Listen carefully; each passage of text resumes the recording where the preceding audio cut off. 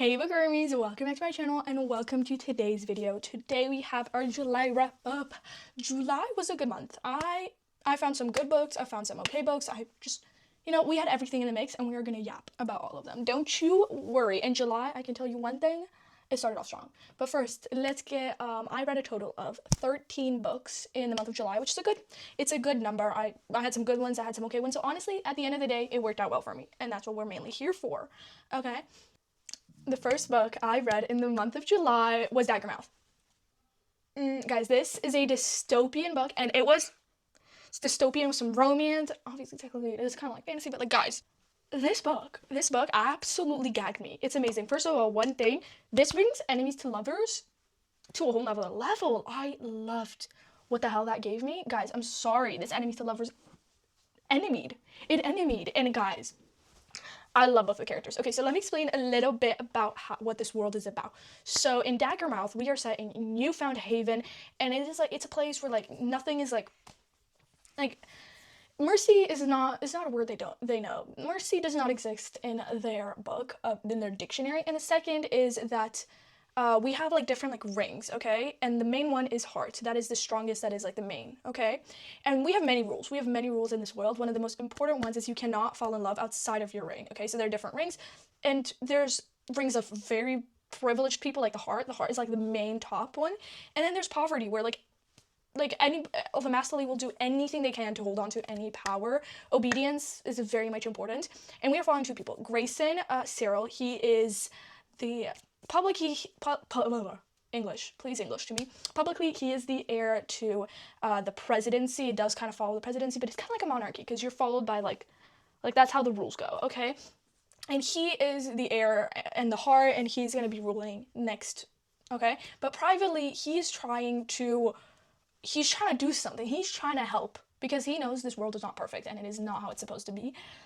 But then at the same time, he finds himself shackled, and because in a political marriage that is supposed to like bind him together and like force him to like abide by the rules that he's supposed to be because he's the heir. But he finds himself instead shackled to a bride as lethal as she is unwilling, okay? And that is Shadira Kale. She is a mercenary. She's there. She wants to destroy Newfound Haven. She hates how it is. She lives in the poverty section of the world.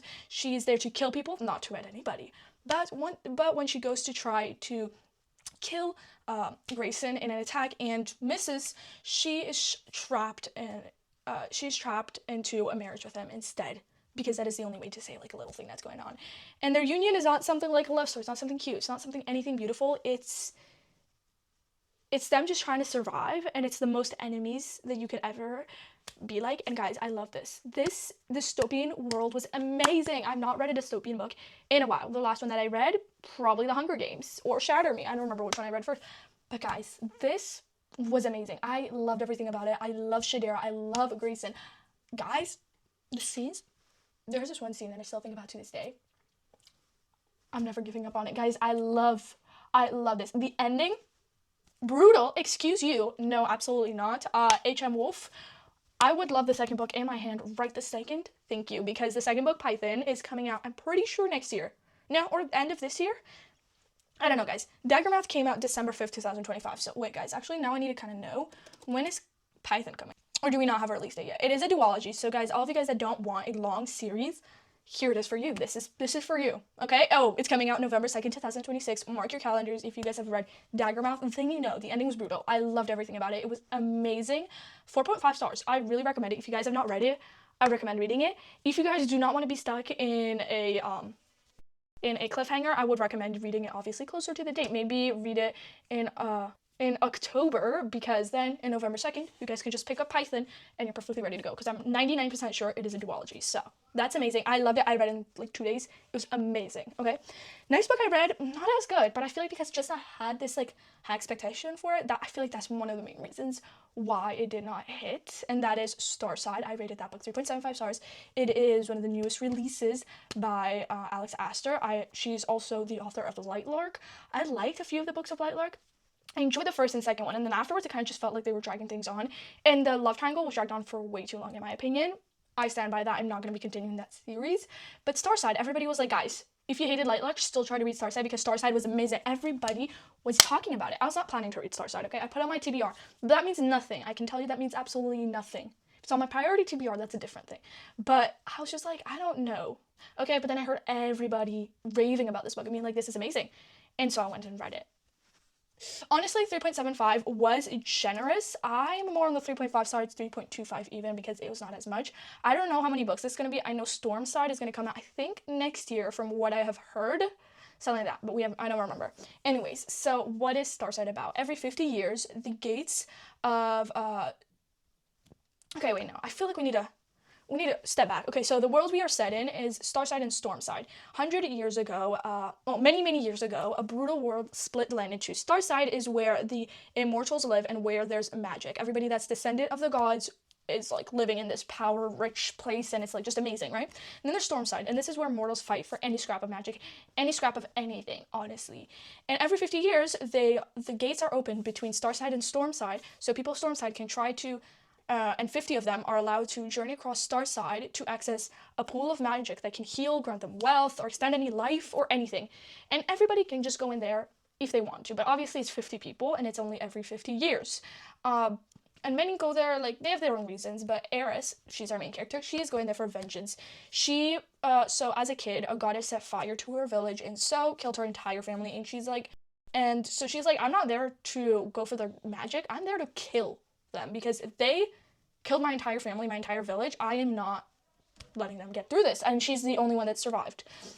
But she has to survive the culling, which is the expedition to choose the 50 challengers, where the king chooses them. And so she doesn't have any superior weapons she doesn't have any superior weapons at all, and like all of the great swords, the ones that have magic in them, are not inherited or bought. They are claimed by both sides, okay, like by the sword and by you.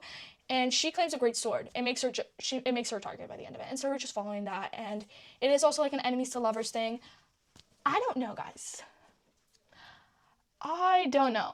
I thought I don't know. Actually, I didn't know if I would like this or not, but I heard so many people raving about it. People who, we have similar tastes. Obviously not the exact same. Nobody has the exact same taste, I want to say. There are people that are going to love a book and other people that are going to hate it, you know?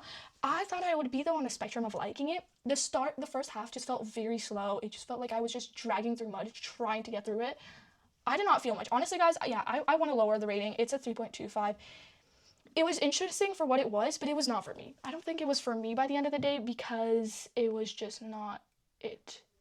I don't know, guys. Maybe in another lifetime I could have really liked this. Maybe after the inexcusable ending of Daggermouth and the craziness that was there and the love that I have for that book, maybe that was a reason for why I just couldn't rate the book higher. But I would have liked to like it, but it just didn't happen. Maybe next time. Maybe in another time, okay? Anyways, next book I read was Phoebe Berman's Gonna Lose It. This is a 4 stars. This is a romance, but it doesn't feel like the rom-com-y type of romance. It doesn't feel like that kind of book where like it's unrealistic. Like, I don't believe that something like this would happen in real life. Like, guys, has anybody else had a fake dating story? I have not. Anyways, so like, you know, it's on the more realistic side. It shows the anxiety that you go through, like the more like as an anxious person, how would it be to find like your person, you know? And so we're following Phoebe Berman. She fears love the most. That is like the thing that she's like, oh my god, I don't know. And she's like a very anxious person. She's like, she wants to throw up every time she thinks about anything to do with that, like in terms of like actually going out and kissing somebody, you know? Because like when she was a teenager, she had this attempt with the first kiss, and she ended up throwing up, and this just like caused her crippling anxiety. She's like, how could I ever go through this again? This is impossible. And she's just like, I don't know, I feel like I need to change this up, because how old is she in this book? Is she 35 or is she 40? I feel like she's somewhere around that age. I don't know. But anyways, but except for that, she has everything going in her life great. She has her dream job, her like the best friend group she could ever wish for, and all the romance novels she could get her hand on, which is so like real. Like, guys, come on, seriously. But one thing she can't get over is like how to figure out this crippling anxiety to get over it, you know? And she's determined to change this, which is why she did a little guide to losing her virginity checklist, in hopes that she can finally get over her fear and finally just do the thing. And so she goes through, so we're following her as she has these 3 like prospects of like people who she could be with, and you're just following her throughout that. It doesn't feel like a love square. It feels like you're genuinely just seeing her go through the motions and be like, I don't know, would this guy like do I feel this anxiety every time I'm around him that I would puke all over him? You know, like it's just the realistic. It feels realistic. It feels like how it would be like going through something like this. You know, I don't know, guys, how to explain it, but I really enjoyed this. It felt realistic for what it was. It felt like I was like actually like this could happen in real life, and it probably does, you know? And it just like from what I'm used to reading in a romance novel where everything just feels like so I don't know, it's very much different. And I don't know, guys. I really like this. It was a fun read. I read it in like a day. It was great. And it was just fun to read. And that's what I was here for. I was here for a fun time, not for something serious. Well, it had that serious aspect because you're talking about like I don't know, guys. I really enjoyed it. It was a 4 stars. I recommend reading it because it's such a fun, different kind of romance from what I'm used to, and I feel like everybody needs to experience it. And it is also the author's debut novel, I think. So it was really good for what it was.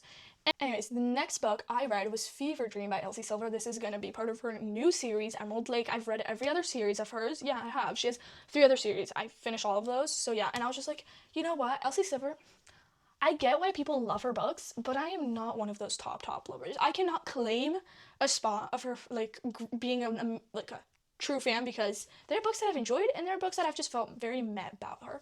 But I decided, let me read this. This is obviously all cowboy kind of vibes because we are following professional bull rider Emmett Bush, and we are going through this like idea where like okay, so he has this his family has this farm and they're almost going through bankruptcy, and so he agrees to try to like find a paycheck to find a way to save that farm.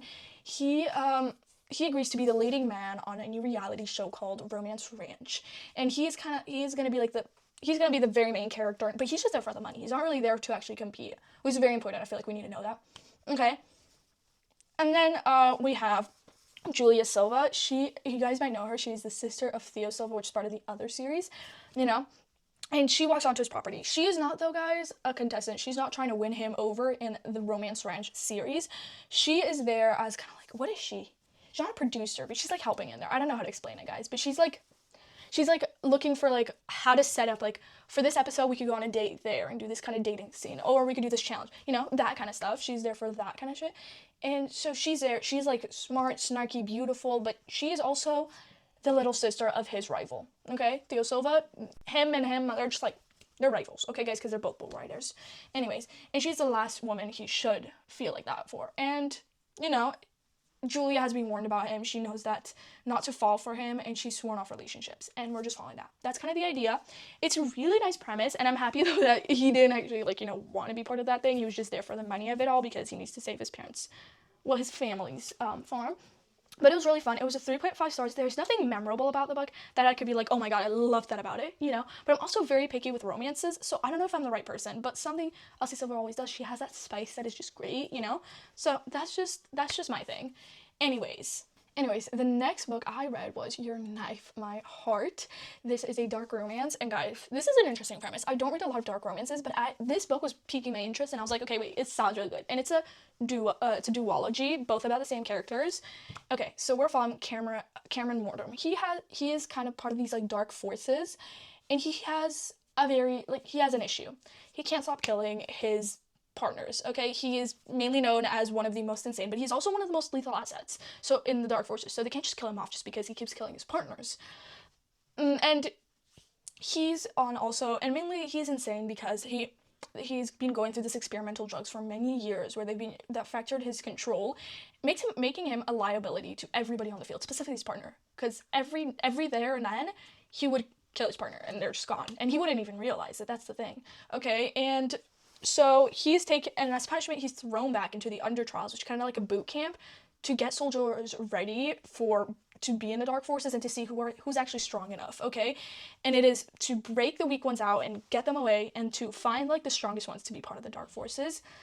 But only thing is, he's thrown in not alone, but with another person, Emery Maves. She barely escaped a death sentence after her own brutal crimes that she's committed, because people get sent into the under trials to become part of the dark forces after they are sent to be kind of into a death sentence for their crimes outside in the world. So nobody really knows about this dark forces aspect, okay? And she's assigned to Cameron. She's assigned to be his new partner, and they have to survive through this all together.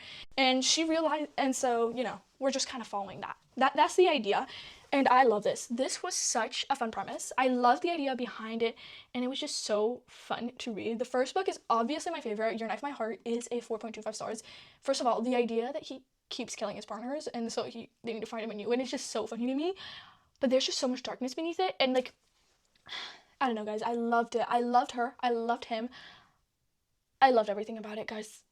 Everything was just so fun. I loved it. I don't know, guys. I had the time of my life. And then we had My Bleacher Back, which was the second book. 4.5 stars. Okay, yeah. Actually, maybe I did like the second book more. I don't know, because the first one is kind of like the introduction, guys.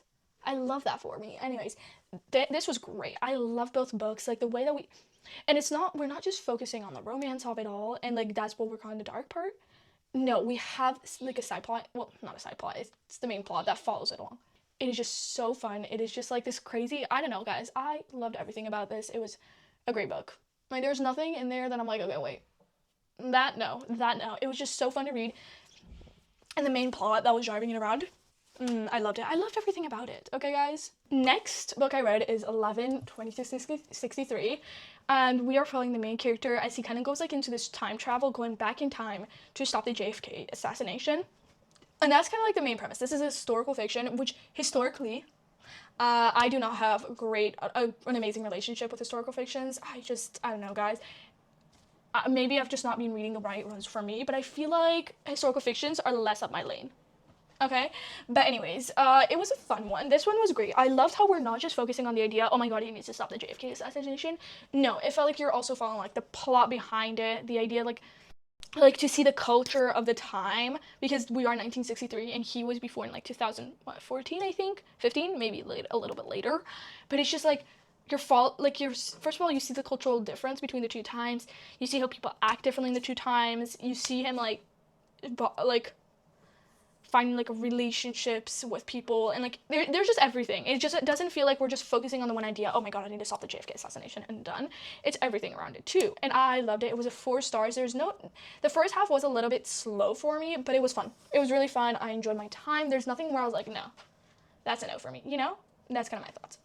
Anyways, the next book I read was The Tragedy of Felix and Jake. This one was an impulsive read. What I mean by impulsive is that, like, I wasn't really planning to read that next, but then I saw somebody talk about it in a video, and then I was like, okay, perfect, let me read that, because I don't know what else. Okay, this book is a MM romance, and guys, it's like a friends to lovers, and it's just so cute, but it does have some darker topics. Okay, so we are following Felix and Jake, obviously, and both of them are addicts. They are both like drug addicts, and we just follow them.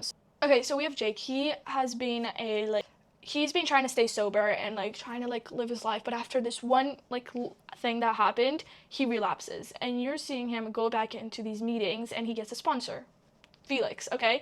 And so Felix is trying to sponsor him and, like, help him go through this process, but he's also victim of the same situation, and so we see that kind of, and that's the main premise of what we're going through. And guys, this was so cute. This was so heartwarming, but it was also so sad, and I love how, like, the author, like, obviously they treaded lightly, but also they weren't afraid to show us, like, exactly what it means to live like this, and what, like, how hard it is sometimes, and, like, that you always have to live through it, that it's not just, like, something that you go through and, like, okay, I'm sober this many years, now I'm never gonna feel like the itch. No, you're following the process of how, like, healing and just everything around that. And I love this. This was so cute. It was just such a great book, and it was a 4 stars. It was amazing. I really recommend reading it, but obviously check trigger warnings. But it's so heartwarming, but also so sad at the same time. Like, I found myself crying at some moments. I found myself laughing at some moments. It was just perfect. No notes. Next book I read was Dolly All the Time. Okay, so this is the newest release by Annabelle Monaghan. I notoriously love Annabelle Monaghan. I love her books, Nora Goes Off Script, and Summer Romance. I forgot the name of the other one. I love those. There was one book, Same Time Next Summer, something like that. Didn't really like that book. But this one, I came in with it with obviously high hopes, because I love Annabelle Monaghan. She just knows how to write, and it's just so beautiful, okay? Anyways, we are following Dolly Brake. She is 39. She's a single mom, and she goes back to Whitfield in Rhode Island with her son to help her father and brother from losing the family home after like a fire that happened. And she has and also her mom left when she was 12. Okay, and on the other side we have Stuart Whitfield. Okay, he is the handsome scion of the Whitfield family, and he's like he went and she meets him accidentally. Well, meets him. She sees him one time accidentally with a flat tire after a very public and very humiliating breakup that he went through with his ex-fiance. Yeah, pretty sure ex-fiance. And the thing is, Stuart needs some help. He makes a bargain with Dolly where she pretends to be his girlfriend so he can get the job, like this position he wanted in his job, and so he will give her money instead so she can save her family home. And so that's what we're following. I loved everything about this book until the third act conflict. The third act conflict pissed me off more than I can admit. Guys, like if you saw my halfway book ranking video that I posted not too long ago, you guys know what I mean. Like guys, the book ended up being so low on the list because the third act conflict pissed me off. Like I knew it was coming. I felt it. But the thing is, guys, third act conflicts piss me off so badly. Like some of them, yeah, it makes sense. Like, okay, fine, you need to get through this. But it just felt like if they just changed something, like there were so many times where they could have talked about this or just done something differently, and I knew exactly what they could have done, and it would have been perfect. Like guys, I'd rather the main characters get together later on in the book than get along earlier and then have the third act conflict. That's what breaks them up. And the way that the third act conflict happened and the way that they got about it afterwards pissed me off so much. And that is the only reason why this book is rated as 3.5 stars. That is not horrible reading, but it's also not the best. This book was going up there in the 4-star range. It was amazing. I loved everything about it, and I loved how we were like seeing both of their issues. We were both seeing them like navigating this, and it's just like, you know, and then the third act conflict happens, and I was like, okay, that's pissing me off so badly. And you could see the third act conflict from a mile away, but I was like, no, they'll handle it a different way. No, they didn't. They handled it exactly the worst way they ever could, and it pissed me off more than I can admit. It was annoying. I honestly, guys, can't talk about Dolly all the time anymore. It pissed me off. I'm kind of done. We are not talking about this anymore. Finito. Next book I read was The Raven Boys. This is a YA fantasy romance, and I promise you guys, I love fantasy romances. When it's done well, I love it. This book, on the other hand, not as much. It kind of took me a while to get there, and I just really didn't feel it. Okay, guys, we're following Blue Sergeant. She has a mom. She has a mom, yes, of course she does. How else did she come into the world? Anyways, I don't know, guys. I'm so bad with explaining these books today.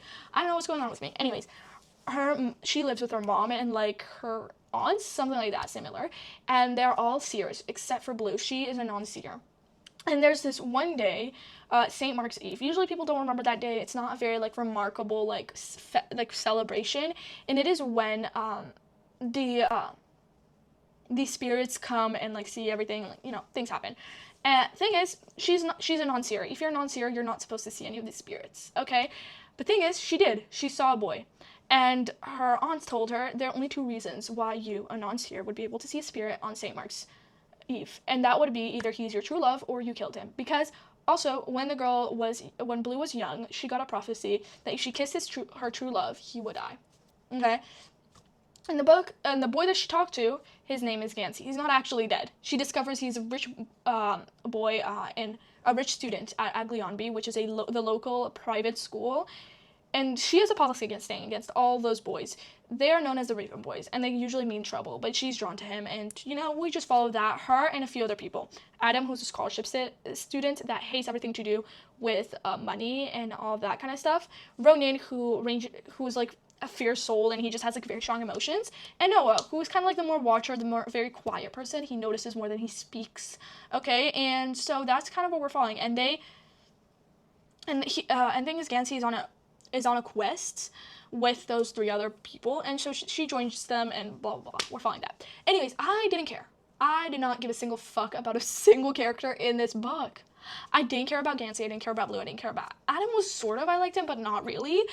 I didn't care about anybody. I had no fucks to give about this book the entire time. And that's sad because I feel like I could have liked it, but I didn't. It was a 3 stars. Guys, I don't know. It was not for me at all. I don't know. So yeah. let's just leave it with that, guys. Let's just not talk about it anymore because Raven Boys just was not my cup of tea. Anyways, wait, guys. Let's reapply some lip balm because I need some. Okay, that's better. How am I looking? Okay, perfect. Anyways, next book I read, this one though was a higher note, guys. You see, like, this month was very much like an up and down kind of idea. And this book is Nightshade by Autumn Woods. Guys.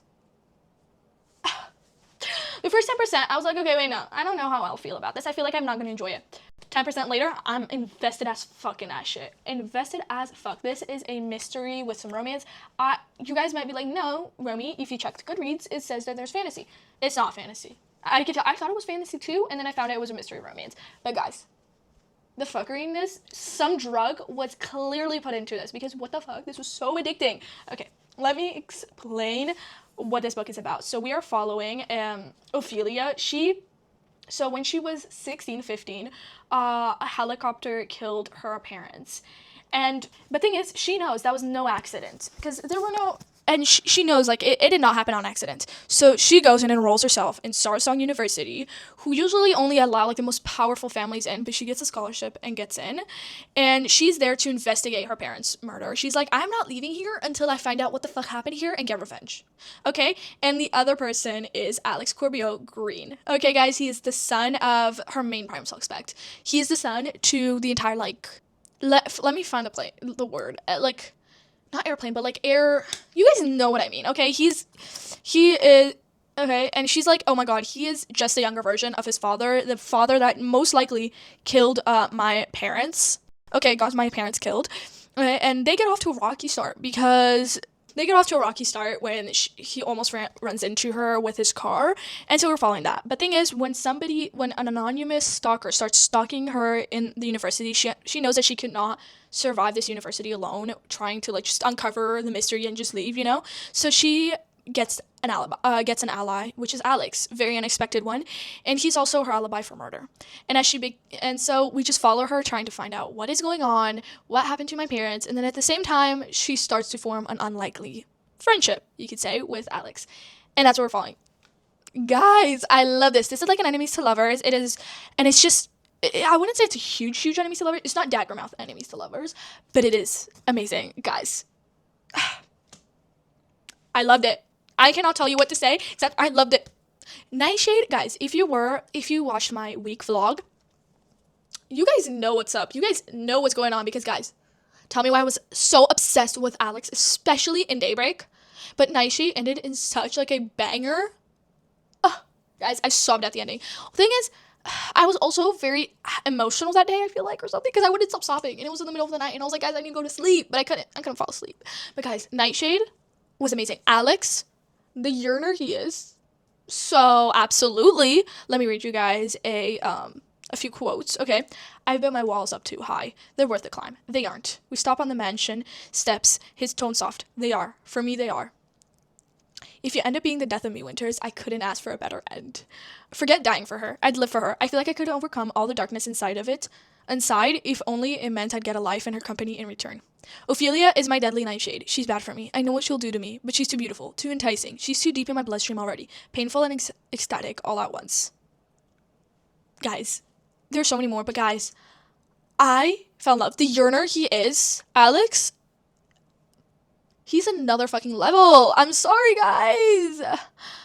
I want everything. I love everything. And guys, one crazy thing, which I feel like is the one luck I ever have in life. So I thought that Nightshade already had the second book out. Turns out it didn't. But the day I finished Nightshade, the second book came out. It was just my luck that right as soon as I got into that, whatever the fuckery that ending was, the cliffhanger, the second book was already out. The day of. I started Daybreak, same day. Nightshade, I ended up rating at 4.5. It was amazing. The mystery of it all, the romance of it all, perfection. The ending, don't talk to me about the ending. Actually, don't, because, well, I got through it because of Daybreak. Guys, by the way, I read Nightshade. I was, like, reading, like, I was 10% through it in, like, 2 days, and then the last day, I read 90% of it. Completely slobbered it up. Nothing left. No crumbs. Okay, Daybreak, this one, I read it in one day. Guys, I read it in one day. I read it in one sitting. Did not move my ass for 2 seconds until I finished it. Daybreak. Still can't talk about it. Guys, Alex. Alex Corbio Green. Also, guys, he's half French. Guys, some of the shit in that book. I swear there's some kind of drug in it because I fell for it. I loved every second of it. I loved Alex. I love Ophelia. I love the characters around. I love how she finally got, like, she built her wall so high up, and like after her parents died, she just let all her friends go, and she was like, I can't, and she just iced herself out from the rest of the world. Seeing her open up and find friends, and especially open up to Alex, insane. I loved everything about it. Daybreak, 4 stars. I love both of these books with a deep passion. Did I read it 5 stars? No. But guys, I still think about it to this day. Did I read it only like 3 days ago? Yes. But guys, Alex, he knows how to yearn, guys. The quotes in this fucking book. Wait, there's another one that I have. Wait, I actually posted a video on YouTube and on Instagram. You guys can find it. It's short. So, you're too good a woman for a man like him, and you'd be better, Ophelia love. I'd be significantly worse, but I can't watch you with him. Then look away. Can't. And this is the video that I posted, so guys, you can find it. So yeah, guys, amazing. No notes. 10 out of 10 experience. Fuck yeah. Okay, guys. Anyways, last book I read in the month of July is In the Veins of the Drowning. This one is a fantasy. Unlike Nightshade, who liked to say it was a fantasy, and it clearly the fuck wasn't. But you know what? It's okay. I forgive it because clearly it ate with no notes. Nightshade's still thinking about you. Anyways, In the Veins of the Drowning, we are in this world where sirens are like hated and we have Imogen Nil. She is hiding from a cruel kingdom that believes all sirens are like horrible creatures. They are blood hungry, and she is hiding from a king and his captain who hunt her kind viciously. And by keeping herself as far away from the sea, her bloodlust is dulled and her wings are usually hidden away, so nobody really knows that she is a siren.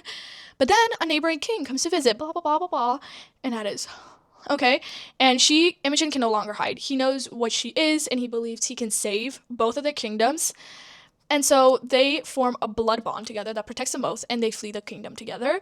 And then we're kind of following that. That's the idea, okay? And blood bonds, I feel like we need to know a little bit about them just to explain. And that is like, so you just like, you get tethered together. I don't know, guys, why I was trying to explain it. You get tethered together, okay, guys? And, okay, so it's Imogen Nell and Theo. And, guys, this is cute. This is fun. I physically can't keep my opinions like undiluted from the second book, because the second book I'm currently in, let's see how many percent I'm through it. I'm reading it currently today. I'm thinking I'm gonna finish it today or tomorrow. Okay, guys, I'm 73% through it. Yeah, I'm for sure gonna finish it today. But guys, I don't know, like the first book was amazing, but the second book is just pissing me off, and so I can't give my notes without like being like, okay, wait, guys, but I now I don't like it as much. Okay, but In the Veins of the Drowning was really fun. I love this book. It was such a fun read, and like I really enjoyed it. I don't know what else to say, but I loved Theo. I loved Imogen, and I like how like I don't know how to explain it, guys. I had fun. I feel like I can say that much. I can't say much more, but Theo's also Yearner, but he's not as much as Alex, but that's because I'm very biased, okay? Oh yeah, I can't give my unbiased opinion because the second book I'm not enjoying it as much, but that's okay. But In the Veins of the Drowning, so yeah, guys, I don't know what else to say, honestly, but I rated it 3.75 stars. It was really fun. I wish I could give my unbiased opinion from just the first book, but I physically cannot, and that's the sad truth of it. Yeah, that's fine. Anyways, In the Wake of the Ruined, I'm reading it in August, so you're gonna get my review of it in August, because it counts as an August book, but I'm enjoying it. I'm having fun, but it's not as good as In the Veins of the Drowning, and it's kind of, there's like this one thing, and it's just like, it's so obvious in your face, but the main character has not. Yeah. Anyways, hope you guys enjoyed today's video. Comment down below what you guys read in the month of July. Do you have any favorite reads? Any new recommendations? Anything I need to get started on? Anyways, I hope you guys enjoyed today's video, and I'll see you guys next time. Bye!